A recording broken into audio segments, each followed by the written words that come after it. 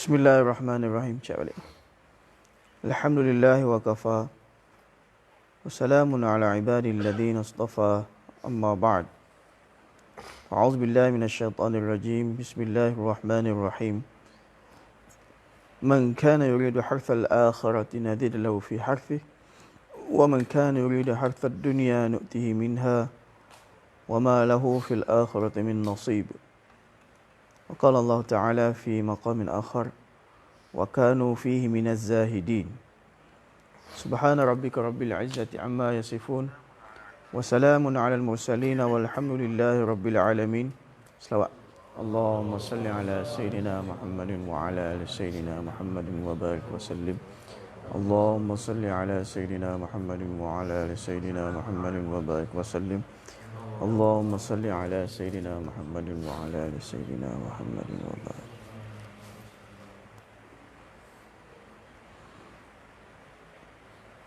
Kita baca kitab Maqamatis Suluk. Maqamatis Suluk maknanya makam-makam yang perlu dilalui oleh seorang salik untuk mencapai wusul ilallah. Dua makam pertama kita telah baca dulu. Saya ingat saya di sini dulu. Makam taubat dengan inabah. Pertama, tak dapat tidak satu orang itu nak menuju pada Allah Subhanahu Wa Taala kena melalui pintu taubah. Selagi mana kita tak bertaubat dengan sebenar-benar taubat, selagi itulah jalan untuk menuju Allah Subhanahu Wa Taala tidak dibuka kepada kita. Setelah taubat, satu orang itu perlu inabah. Inabah maknanya dia akan sentiasa rujuk pada Allah Subhanahu Wa Taala dalam setiap tingkah laku dia, perkataan dia, perbuatan dia, apa saja dia buat atas dasar untuk akhirat. Walaupun dia buat dunia tapi atas dasar akhirat. Itu inabah. Dan hari ini kita akan baca makam yang ketiga yang perlu dilalui oleh seorang salik adalah makam zuhud. Kamu tuan-tuan? Zuhud. Kita selalu dengar zuhud. Oh, zuhud kawan ni. Kalkun tu zuhud, Masya Allah. Kenapa? Rumah dia nak runtuh lah. Kita faham zuhud. Kenapa? Baju compang-camping. Jadi kita baca hari ni insya Allah. Kita akan tahu apa maksud sebenar zuhud. Jadi dia kata dunia ini adalah rumah imtihan. Rumah ujian. Bukannya rumah untuk bertamasya, enjoy dan sebagainya. Bukan rumah untuk berehat. Ini adalah imtihan gah. Rumah untuk imtihan. Malangnya hari ini kita jadikan rumah dunia ini sebagai rumah untuk bersenang lenang.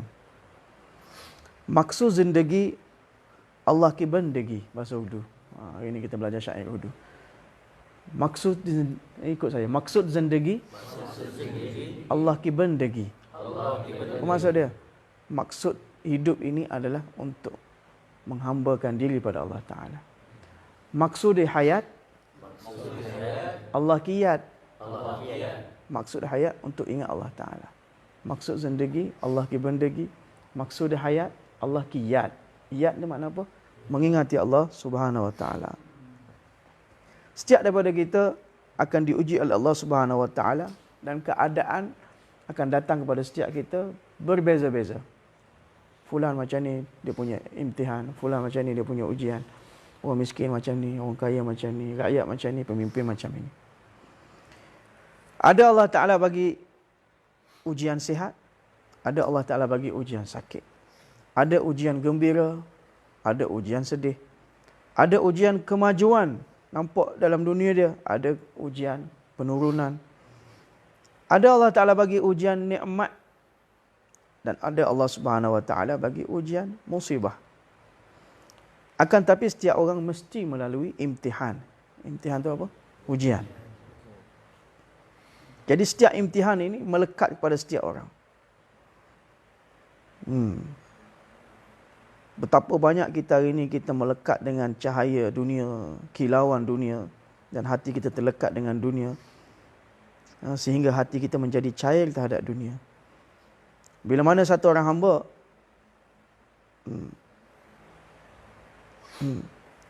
terlekat, terperangkap dengan muhabbat dunia, Maka apa jadi? Dia anggap dunia ini sebagai syurga dia. Ya. Jadi tuan-tuan kasih Allah Subhanahu Wa Taala. Sebab itulah hari ini manusia dia fikir dengan fikiran dan akal dia. Dia kata bisnes aku sepatutnya macam ini. Dia buat planning.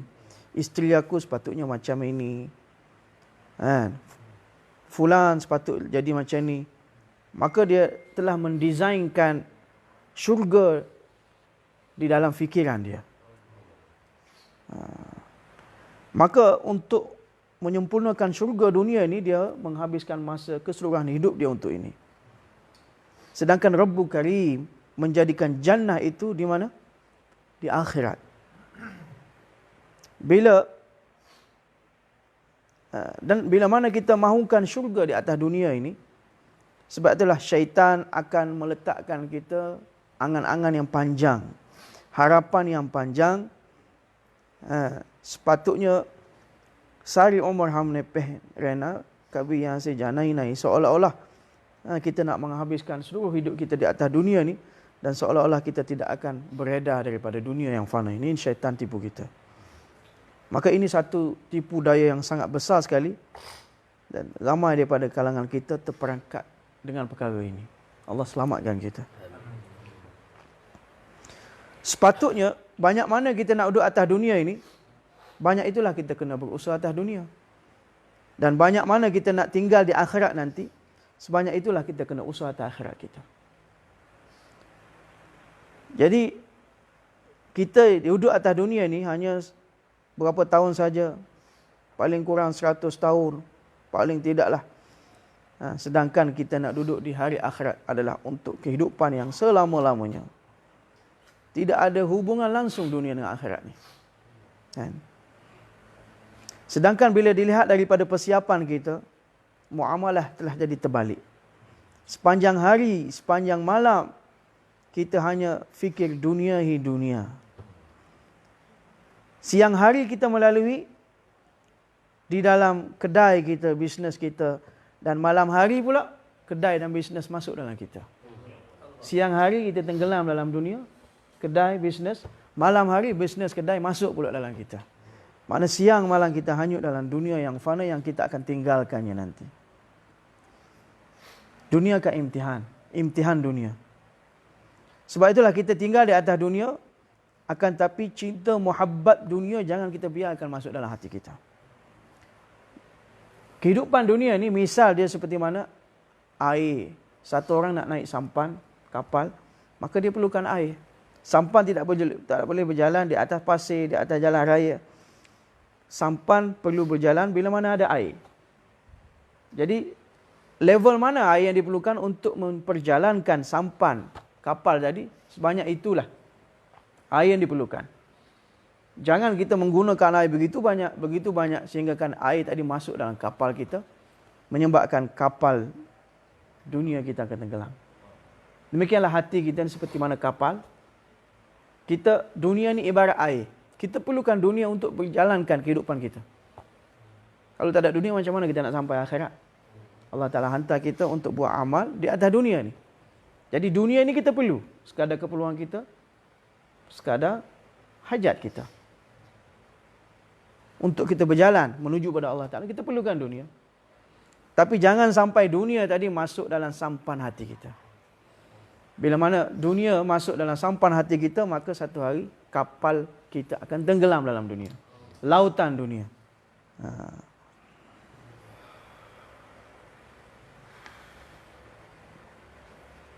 Jadi syaratnya, kita tinggal di atas dunia, akan tapi kita tidak terkesan dengan dunia.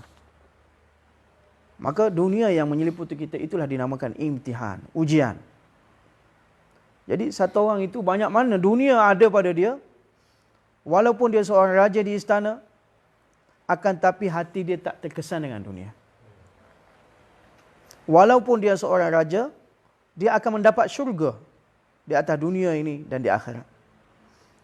Walaupun dia ada harta yang banyak, ya, dia akan pergi menuju syurga Allah Subhanahu Wa Taala. Tengok, sedangkan satu orang yang miskin, Satu orang yang lemah, tak kaya, akan tetapi disebabkan dalam hatinya ada keinginan dunia, walaupun dalam keadaan fakir miskin, disebabkan dia cinta muhabbat terhadap dunia tadi, maka dia akan termahrum, ternafi daripada mendapat syurga Allah Subhanahu Wa Taala. Berbanding dengan satu orang itu harta dunia banyak, seperti mana raja di istana, tapi dia tidak terkesan dengan dunia yang dia lalui, maka dia akan dapat syurga Allah Ta'ala. Berbanding dengan orang miskin, orang lemah, orang fakir, tapi dalam hati dia ada muhabbat cinta dunia, maka dia termahrum daripada syurga Allah Subhanahu Wa Ta'ala. Pada hari kiamat nanti Allah akan tanya, kenapa kamu dibangkitkan bersama Qarun, orang miskin tadi? Sedangkan kamu di dunia dulu nak makan roti pun tak ada. Tak ada nasi pun nak dimakan. Maka dia kata, ya Allah, aku di atas dunia dulu begitu miskin, begitu lemah, begitu fakir. Kenapa hari ini aku dibangkitkan bersama Qarun? Maka Allah Ta'ala jawab, bukankah dalam hati kamu juga ada keinginan untuk jadi macam mereka? Maka Allah Ta'ala kata dalam surah Al-Qasas, ya laita lana mithlu ma utiya Qarun. Atas dunia dulu orang miskin, dia kata, ya laita lana, alangkah bagusnya bagi aku seumpama apa yang dikurniakan kepada Qarun. Dia ada keinginan nak jadi macam Qarun, nak himpunkan harta macam Qarun. Maka dia dibangkitkan beserta Qarun, laknatullah alaih. Atas dunia pun dia tak dapat apa nikmat, di syurga, di akhirat nanti pun dia tak dapat apa nikmat Allah Subhanahu Wa Taala. Rugi serugi-ruginya. Karamah para sahabat. Para sahabat radhiyallahu taala anhu, mereka adalah orang yang beragama, dindar, dan juga orang yang ada dunia, setengah daripada mereka. Setengah daripada kalangan sahabat ini mereka orang yang kaya, amir. Amir ini salah satu makna kaya. Akan tetapi mereka orang yang beragama. Mereka tidak fokus langsung, tidak tawajuh langsung terhadap dunia mereka. Sayyidina Ali radhiyallahu anhu satu kali orang intai dia dalam mihrab. Mihrab ni tempat beribadat. Orang intai dia supaya tengok macam mana dia beribadat. Maka dalam beribadat dia semayang, dia guling ke sana ke sini. Kemudian dia berdoa apa? Dia kata, ya safra, ya bayda, ghurri ghairi. Wahai emas, wahai perak, wahai dunia, kamu tipulah selain aku. Aku tidak akan terkesan dengan tipu daya kamu. Ya safra, ya bayda, wahai emas, wahai perak, tipulah selain aku. Aku tidak akan termakan dengan tipu daya kamu. Allahu Akbar kabira. Kenapa? Mereka ini adalah golongan yang ditarbiah langsung oleh Nabi SAW.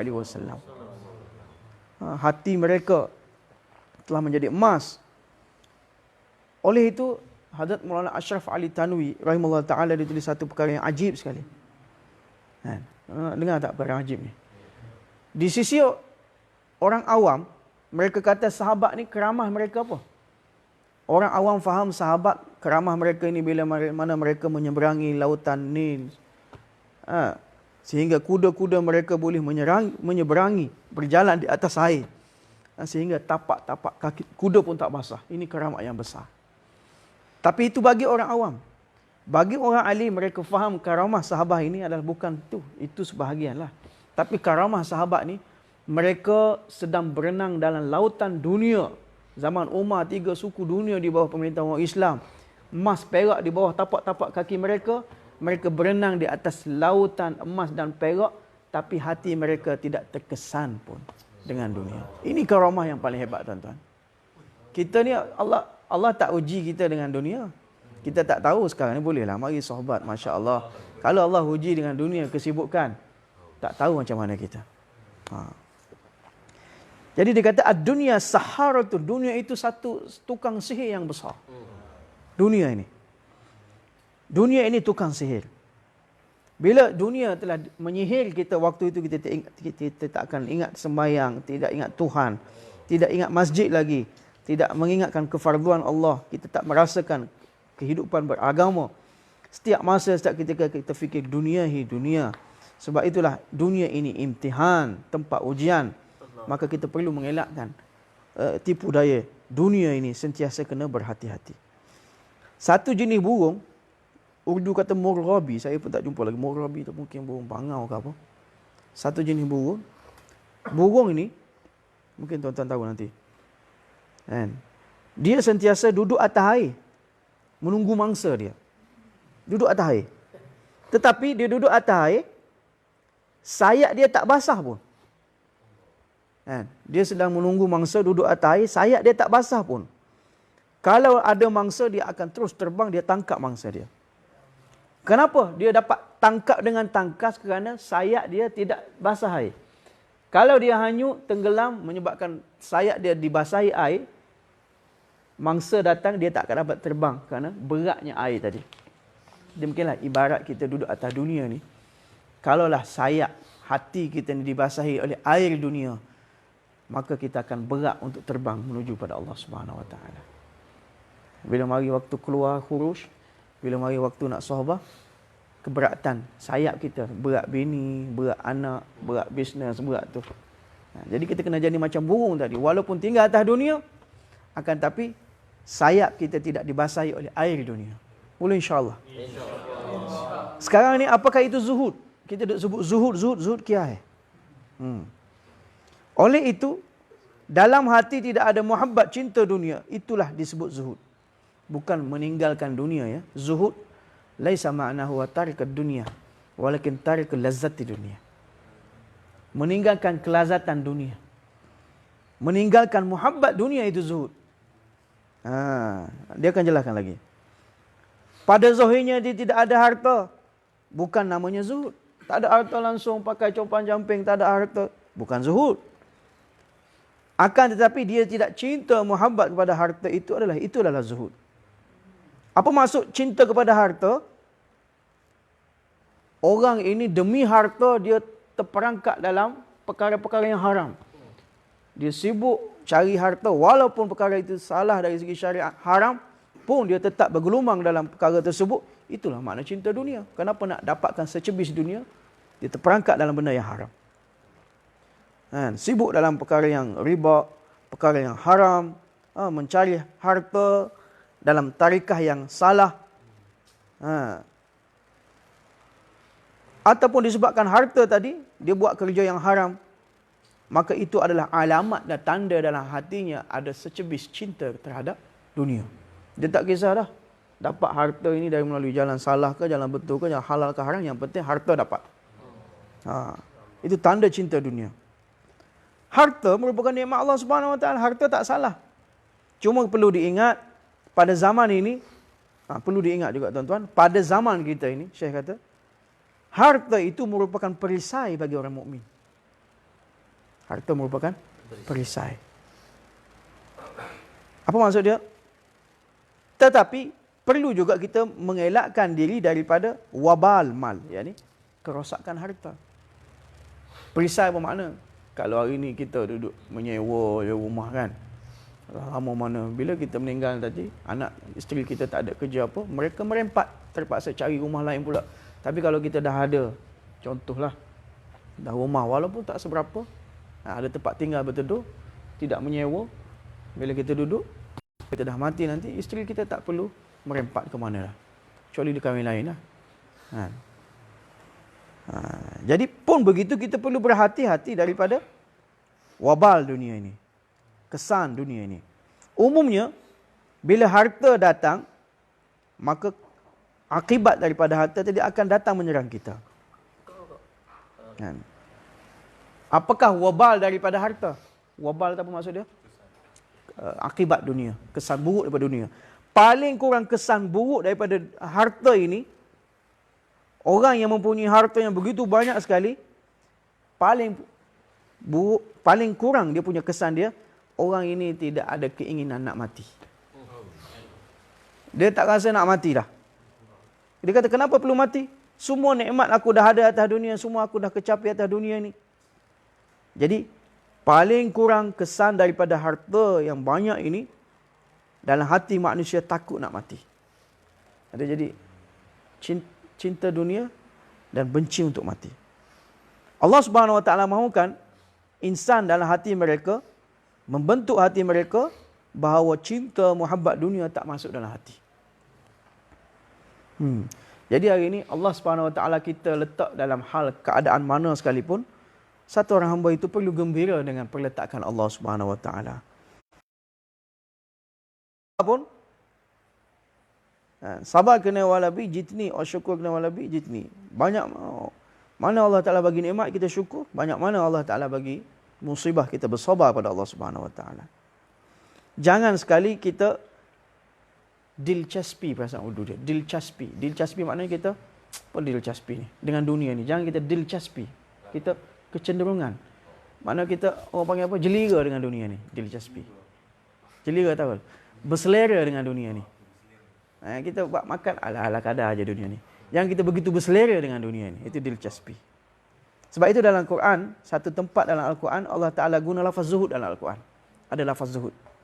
Ketika mana Yusuf AS, ketika mana saudara Yusuf telah meninggalkan Yusuf kan. Dia buat propaganda. Dia telah meninggalkan Yusuf AS. Maka,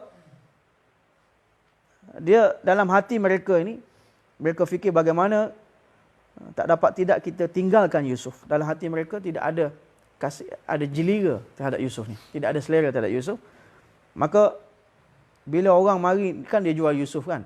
Dia jual Yusuf, bila orang datang nak beli Yusuf, maka dijual dengan apa? Wasyarauhu bithamanin bakhsin darahima ma'dudah. Mereka menjual Yusuf dengan bithamanin bakhsin, dengan harga yang murah. Kan? Berapa ma'dudah, berapa dirham yang terbilang saja. Mana boleh kira? 2-3 dirham saja. Kan? Maka akhir sekali dia sebut apa dalam surah Yusuf? Wa kanu fihi minaz zahidin.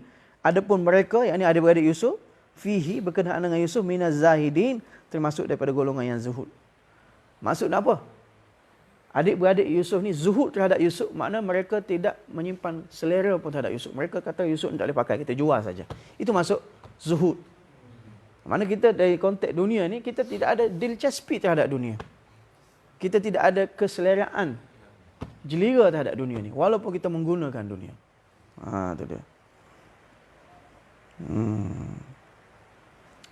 Tinggal lagi apa yang Allah Ta'ala kurniakan pada kita, kita kena hargai kurniaan Allah Ta'ala. Jangan kata Allah tak ada apa dunia, ya. Tak. Kita kena hargai. Walaupun kita mendapat rezeki daripada 4 cara taraf, kiri, kanan, atas, bawah. Maka kita perlukan belanjakan harta yang Allah kurniakan itu di dalam agama. Allah Ta'ala bagi kiri, kanan, atas, bawah rezeki. Tapi kita belanjakan dalam agama Allah Subhanahu Wa Taala. Akhirat kabi amir bani, maka dia akan jadi orang yang kaya di dunia, kaya di akhirat.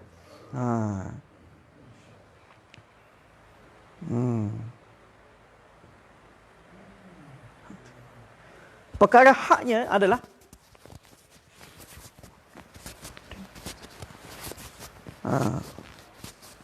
kita rezeki yang Allah Ta'ala kurnia kepada kita ni di atas dunia, kita begitu belanja sekali untuk agama Allah Ta'ala, sehingga kan Allah Ta'ala jadikan istana kepada kita di akhirat kelak.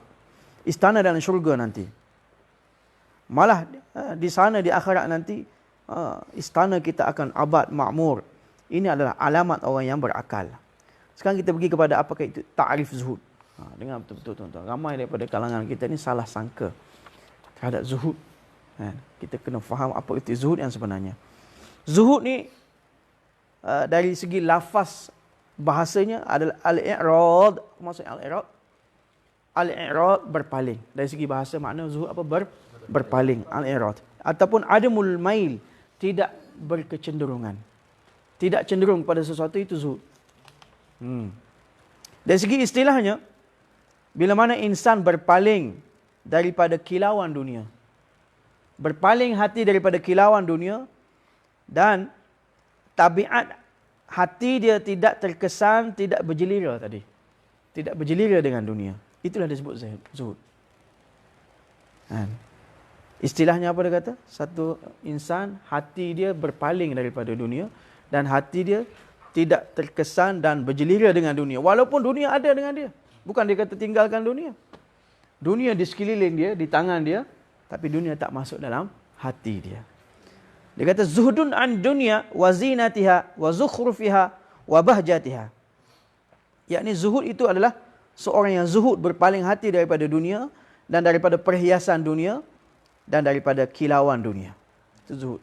Berpaling hati daripada kilauan dunia dan segala kemewahan dan perhiasan dunia. Tempat lain disebut az-zuhdu wa 'adamu ta'alluqil qalb bid dunya. Zuhud itu bila mana seorang orang tidak ada hubungan hati dia dengan dunia. Dia tak ambil hati dengan dunia ni. Dia hanya guna pakai saja, tapi dia tidak memberi hati kepada dunia. Wa syahwatiha, dia tidak memberi hati kepada dunia dan syahwat dunia. Wa huzuziha wa zinatiha, dan juga segala perhiasan dunia. Wa zukhrufiha, dan kilauan dunia. Dia duduk di dalam dunia tapi hati dia tidak terkesan. Tidak berpaling daripada kemewahan, syahwat dan juga segala perhiasan dunia. Jadi terpotongnya hati daripada kemewahan dunia, itu nama zuhud. Ibnu Abbas radhiyallahu anhu berkata, az-zuhdu alla yaskuna qalbuka ila mawjudin fid dunya wala yarabu maqfudin minha. Ibnu Abbas kata apa tentang zuhud? Dia kata zuhud ini zuhud ini hati kamu tidak menetap di dalam apa yang mawjud fid dunya, dan hati kamu tidak gemar terhadap apa yang mafkud daripada dunia.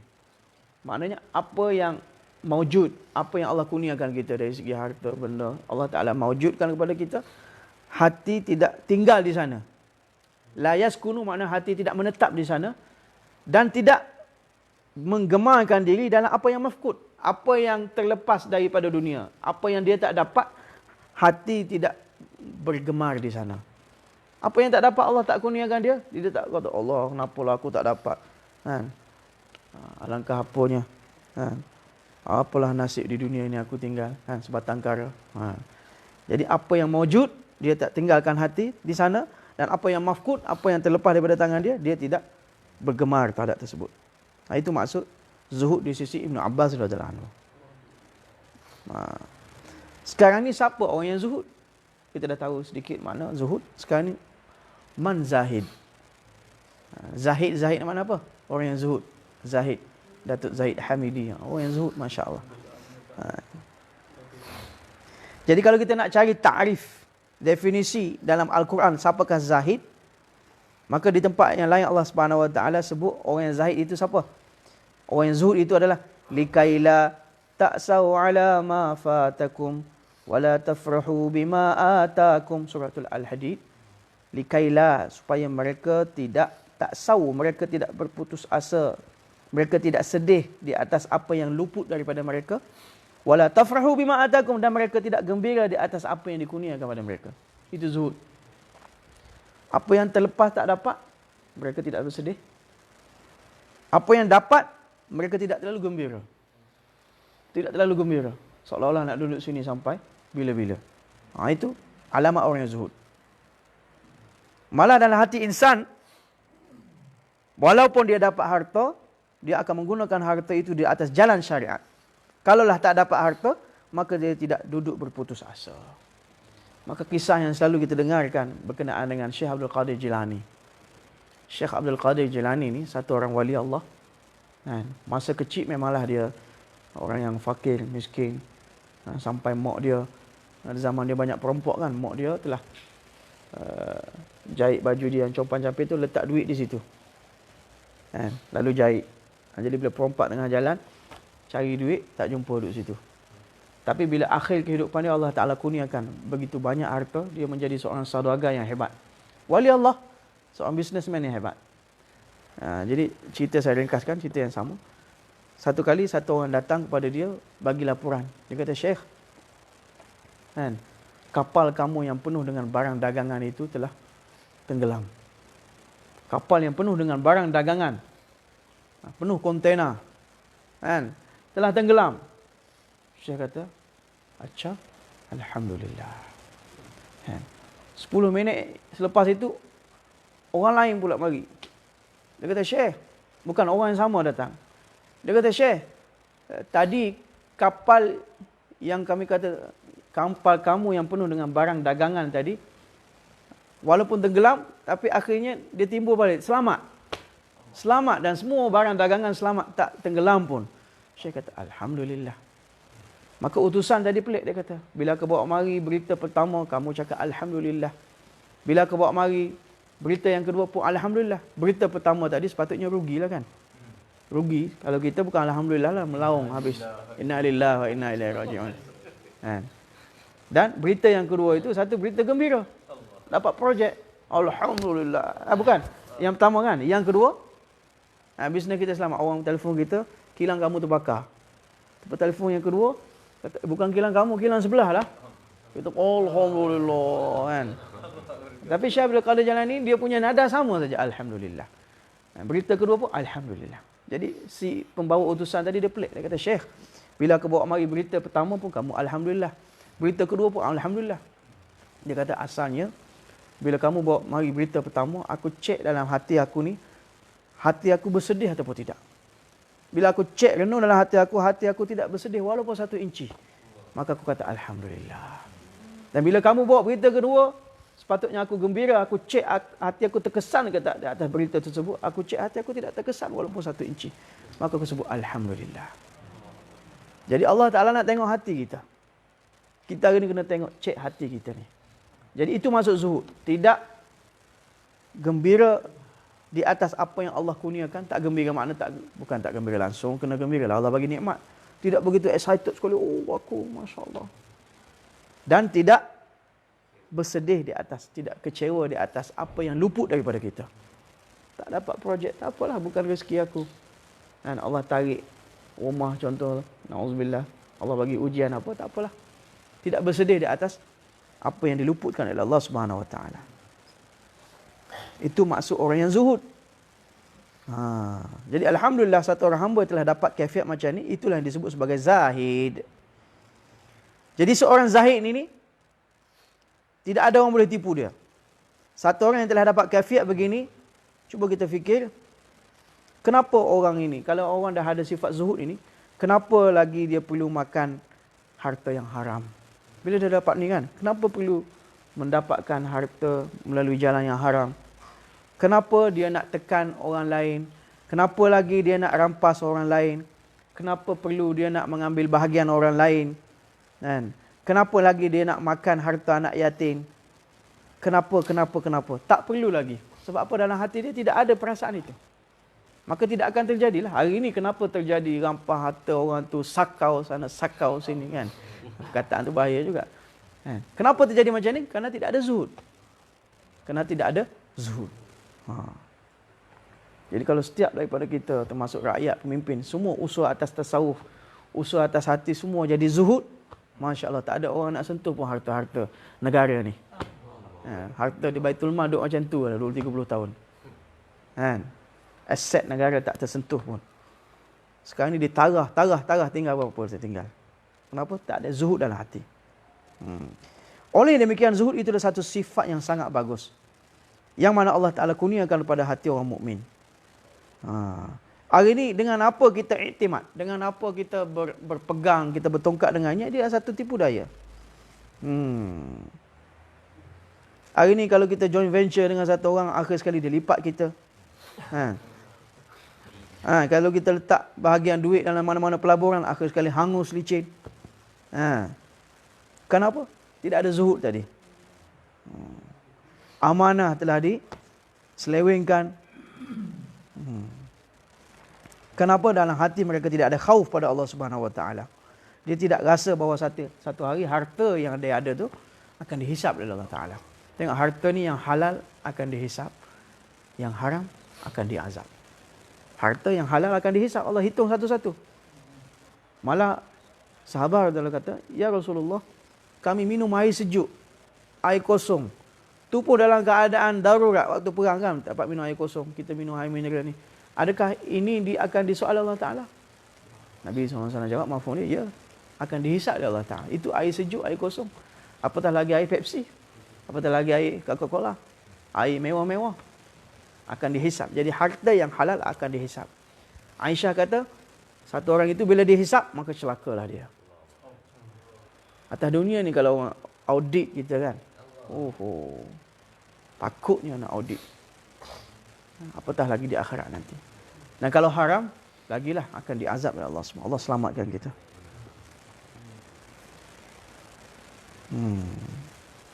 Pergi sikit lagi. Apakah zuhud di pandangan ulama umat ini?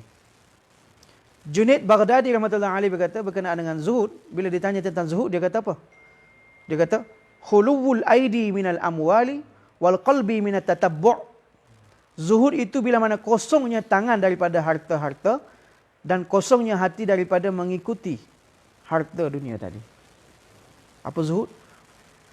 Kosongnya tangan daripada harta dunia dan hati daripada follow, mengikut harta dunia tadi. Hati dia tak terkesan langsung dengannya. Shibli rahmatullahi alaihi berkata, apa itu zuhud? Kalau Allah Ta'ala kurniakan harta kepada seseorang itu, maka dia bersyukur pada Allah Subhanahu Wa Ta'ala. Dan kalau Allah Ta'ala ambil balik harta daripada seseorang itu, maka dia bersabar. Itulah zuhud. Allah bagi, dia syukur. Allah ambil balik, dia sabar. Jadi kalau Allah bagi kita syukur, Allah ambil balik, kita tak puas hati, maka masih belum syukur, masih belum zuhud. Abu Bakar Al-Waraq rahmatullahi alaihi berkata, az-zuhdu salah satu ahruf. Zuhud ni terdiri daripada 3 huruf kan? Za, ha, dal. Jadi za untuk apa? Fa amma za fatarakuz zinah. Za itu makna kita meninggalkan zinah, perhiasan dunia. Aksesori dunia itu kita tinggalkan. Kan? Kalau rumah hanya sekadar kita boleh duduk tempat tinggal, alhamdulillah, anak-anak kita boleh duduk sana. Meninggalkan kemewahan dan aksesori. Zinah itu maksud dia. Za, meninggalkan zinah. Wa ammal ha fatarkul hawa. Dan ha itu kita meninggalkan hawa nafsu. Atas dunia ni kita meninggalkan hawa nafsu. Hawa nafsu ni memang tak habis. Kan? Dapat A nak B, dapat B nak C, habis sampai Z, dia ulang A balik. Kan? Wa amma dal, adapun dal fatarikud dunia, dan dal itu meninggalkan dunia.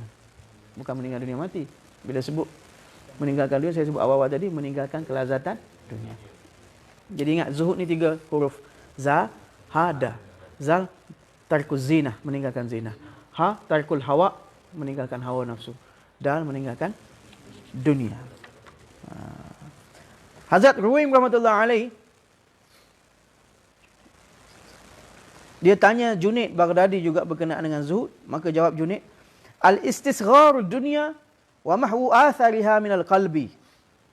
Zuhud itu adalah bila mana satu orang itu menganggap kecil dalam dunia dalam hati dia. Dunia ni perkara yang lekeh, remeh je dalam hati. Dia tidak menganggap satu benda yang besar pun dunia ni. Kemudian wa mahwu athariha, dan mendelete, menghapuskan kesan dunia daripada hatinya. Dunia tidak terkesan dalam hati dia. Dia menggunakan dunia, tapi dia delete kesan dunia dalam hati dia.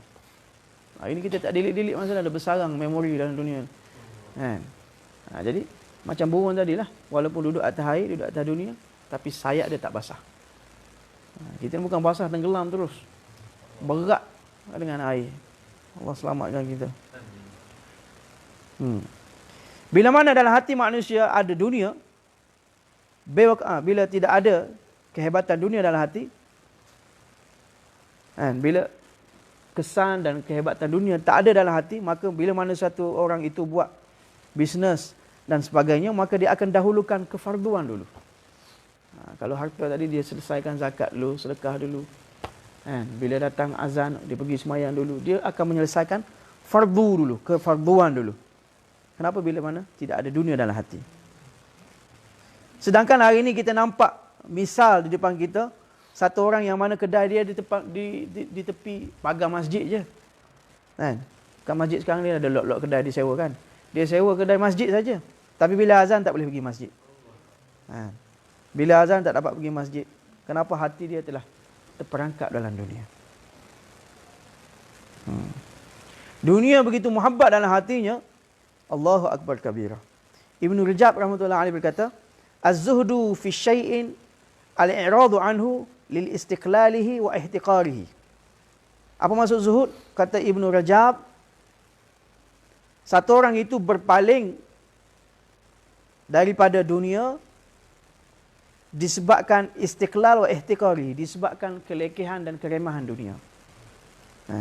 Dia berpaling hati daripada dunia disebabkan dunia ni adalah benda yang tak ada apa, tidak ada harga di sisi dia. Disebabkan kelekehan dan keremahan dunia, dia meninggalkan kelazatan dunia.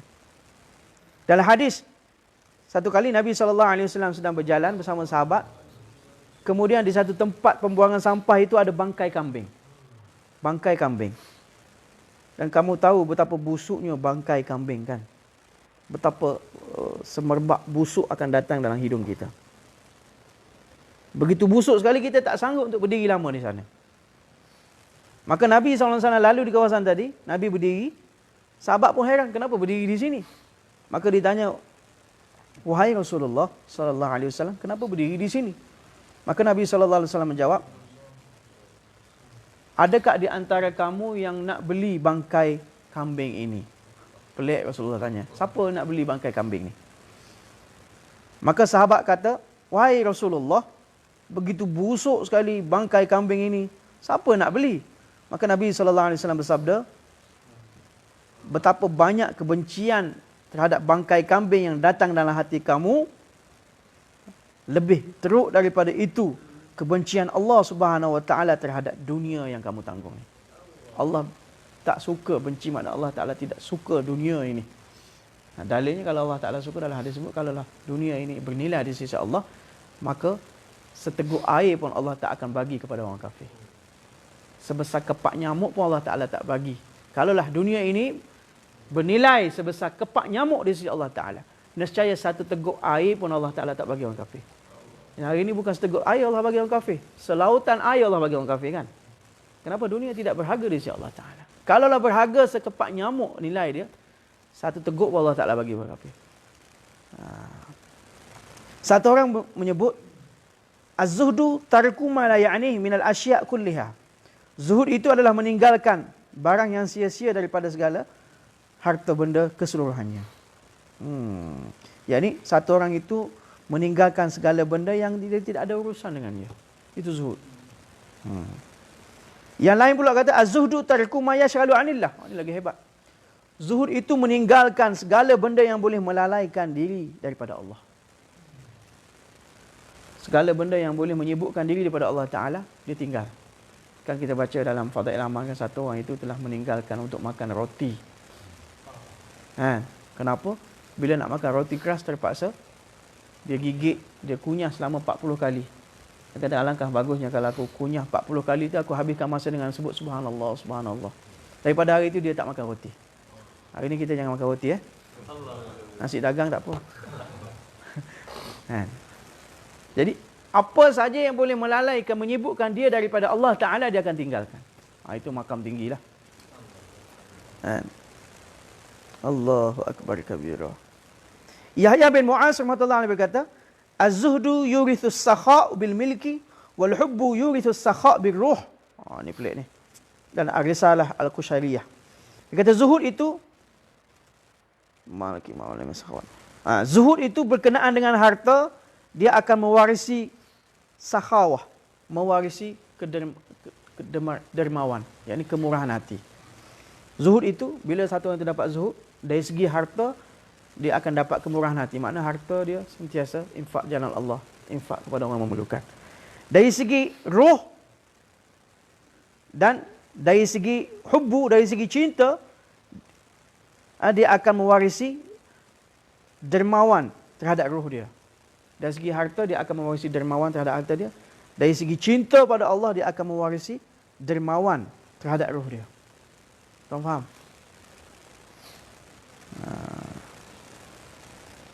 Dia juga berkata, kalaulah kamu berriadah, bermujahadah sampai satu tahap, lau qata'allahu anka rizqa thalathata ayyam, lam tad'af fi nafsika. Kamu mujahadah, riadah untuk dapat cinta Allah, berzikir, muraqabah, dakwah, khuruj. Begitu mujahadah sekali, sampai satu level. Apa level dia? Lau qata'allahu anka rizqa salasa. Kalau Allah Ta'ala tahan rezeki kamu, tak boleh makan, tak boleh apa, selama 3 hari 3 malam, lam tad'af fi nafsika, hati kamu masih tidak lemah. Dia kata, kalaulah 3 hari 3 malam kamu duduk dalam keadaan faqar, dalam keadaan kebuluran, tak ada roti, tak ada nasi nak makan, hati kamu masih tidak kamzur. Itulah nama zuhud. Hari ni kita tak payah 2 hari lah. 1 pagi bila ni orang tuan rumah nak angkat breakfast ni, dah lemah dah hati, goyang dah kan. Zuhud ni biar betul pukul 11 tak sampai lagi ni makanan ni. usah 3 hari 3 malam. Syekh kata, hari ni usahakan 3 hari 3 malam. Tak dapat makan satu waktu pun. Alhamdulillah, dia kata, jolok jaha maujud hai tu masih aksar. Dia kata, banyak mana orang duduk sini, ada je kata. Kan? Tak ada seorang pun yang mana tak dapat makan 3 hari. Malah berkali-kali makanan datang. Dan kita makan mengikut nafsu kita pun. Mengikut apa yang kita kendaki pun, itu yang dapat. Kita tak pernah ada peluang untuk mendapat kebuluran. Ibnu Khafif rahmatullahi berkata, Az-zuhdu wujudur rahati fil khuruj minal milki. Az-zuhdu wujudur rahah. Zuhud itu mewujudkan kesenangan, kerehatan fil khuruj minal milki. Bila mana harta keluar daripada pemilikan kita. Maknanya kalau Allah Ta'ala tarik harta kita, orang tarik kereta kita, contohnya, ataupun rumah kita terbakar, na'udzubillah. Az-zuhdu wujudur rahati. Dalam hati dia akan apa? Akan wujud rahat. Rahat apa? Ketenangan. Wujud kerehatan lagi. Kalau kita mana boleh rehat? Kereta orang tarik. Kan? Syekh Abdul Qadir Jalani satu kali, khadim dia main cermin, dia pecah jatuh. Cermin pecah.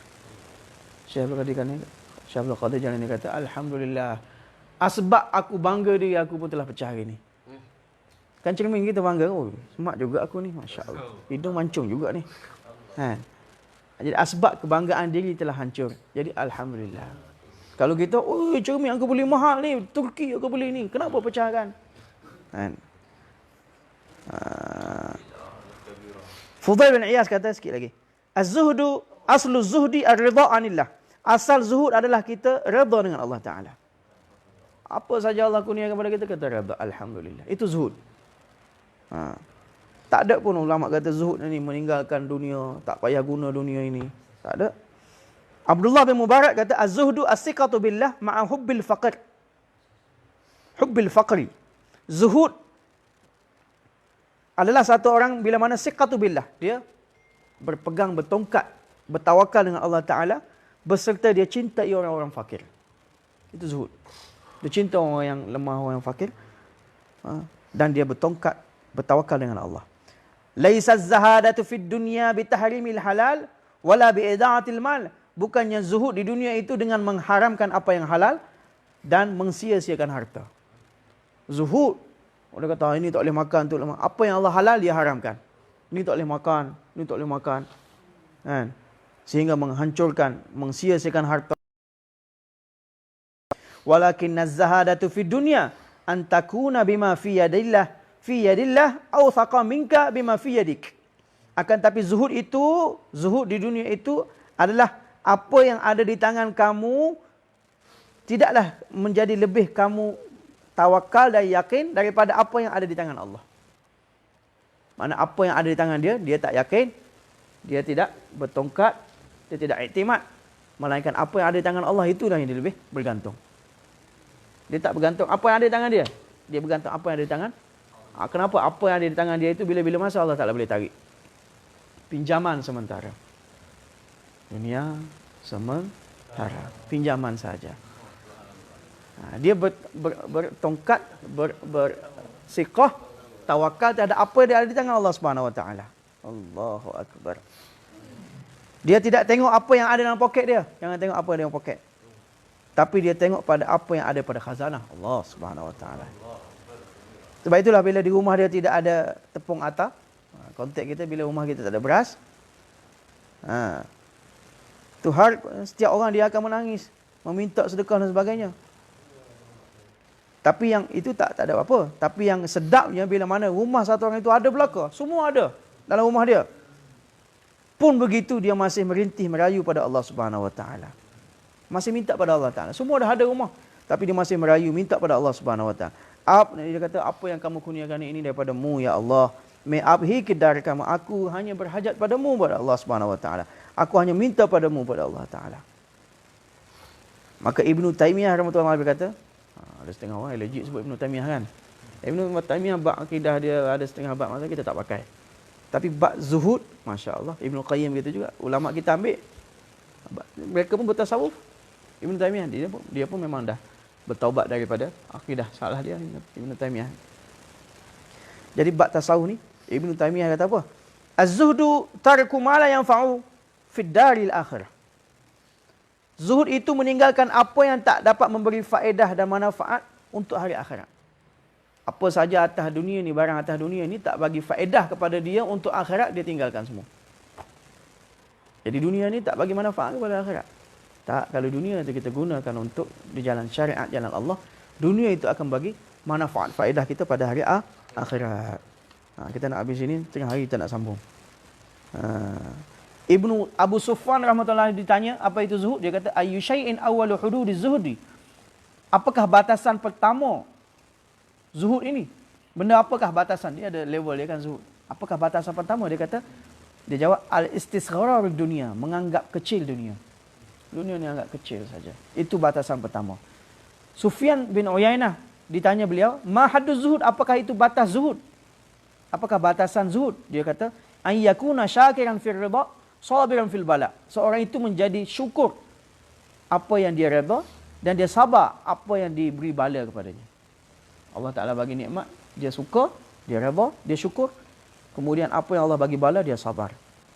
Ibn Qayyim pula, anak murid Ibn Taimiyah pula, rahmatullah berkata, az-zuhdu fararul qalbi minad dunya, la fararul yadain minha. Zuhud itu adalah selesai hatinya daripada dunia dan tidak selesai tangannya daripada dunia.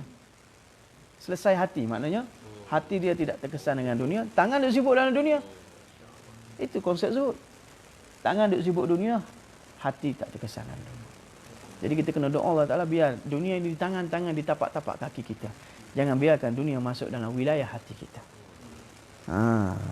Zuhud bukan maknanya malse kita kosong tangan kita daripada harta dunia.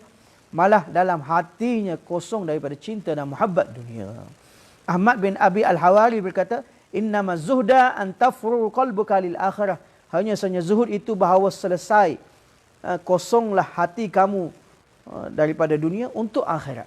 Setengah ulama lain kata tafrirul qalbi minasyawaghilid dunya kai tasilu ila mardati rabbih jalla wa ala. Tafrirul qalbi, selesai kosongnya hati daripada kesibukan dunia supaya kamu akan menghasilkan keredaan Tuhannya yang maha tinggi lagi hebat. Mana? Tafrirul qalbi makna kosong hati daripada kesibukan dunia. Tangan tak kosong, tangan sibuk dunia tapi hati kosong daripada kesibukan dunia supaya mencapai keredaan Tuhannya. Akhir sekali Hazrat Syubli rahmatullah alaih, dia kata ek aur baat badi maze, dia kata satu perkara yang sangat sedap sekali, dia kata zuhud adalah tahwilul qalbi minal asya ila rabbil asya. Tahwilul qalbi minal asya, memesongkan hati daripada segala benda-benda pergi kepada Tuhan segala benda-benda. Tahwilu al-qalbi minal asya ila rabbil asya. Maknanya kita meninggalkan daripada harta dunia, kita pergi kepada Tuhan, kepada Raja, Tuhan kepada harta dan dunia. Siapa Tuhan kepada harta dunia? Allah. Pergi kepada Allah. Allah Ta'ala sebut, wa in wajadtani, dalam hadis kursi, wa in wajadtani wajadta kulla syai', wa in faqadtani faqadta kulla syai', wa ana khairu min kulli syai'.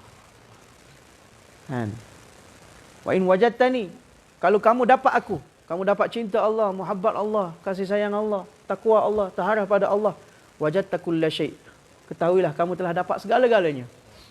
Wa in faqadtani, tapi sebaliknya kamu dapat segala-galanya. Langit, bumi, semua milik kamu. Harta dunia, semua milik kamu. Tapi faqadtani, kamu tak jumpa aku, Allah Ta'ala kata. Anggaplah faqadta kulla syai', kamu tak jumpa apa-apa pun.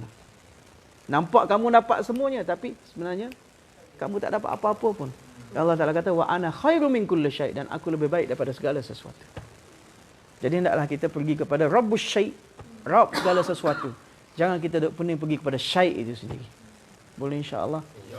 Jadi ini makam-makam, bila satu dah bertaubat, kemudian dia dapat inabah, dia akan lalui proses zuhud fi dunia. Jadi kena fahamlah, zuhud fi dunia itu bukan kita tidak kita meninggalkan langsung dunia ni. Kita menggunakan dunia, kalau Allah bagi banyak mana pun, itulah ketentuan Allah kepada kita. Dan kita tidak menyebutkan diri, hati kita terhadap dunia tadi. Walaupun tangan kita sibuk dalam dunia. Duduk dalam air, kaki tak basah, sayap tak basah. Duduk dalam dunia, sayap hati kita tak basah dengan dunia. Malah kita jangan tenggelamkan hati kita dengan dunia, kerana Allah bagi hati kita ni satu wilayah yang mana jangan kita benarkan sesiapa pun masuk selain daripada cinta muhabbat Allah Subhanahu Wa Taala dalam hati. Jadi benda ni nak cakap senanglah tuan-tuan. Perlu usaha, perlu mujahadah, perlu riyadhah. Dan doa merayu-rayu, mudah-mudahan Allah Taala kurniakan kepada kita hakikat zuhud kepada kita dan seluruh umat Nabi Muhammad sallallahu alaihi wasallam. Wa akhiru da'wana alhamdulillahi rabbil alamin. InsyaAllah kawan-kawan sampai sini saja. Pukul 10, 10.30 nanti kita sambung bacaan zuhud ni. Lepas tu kita pergi pada makam lain. Nak naik makam lain pula ni. InsyaAllah.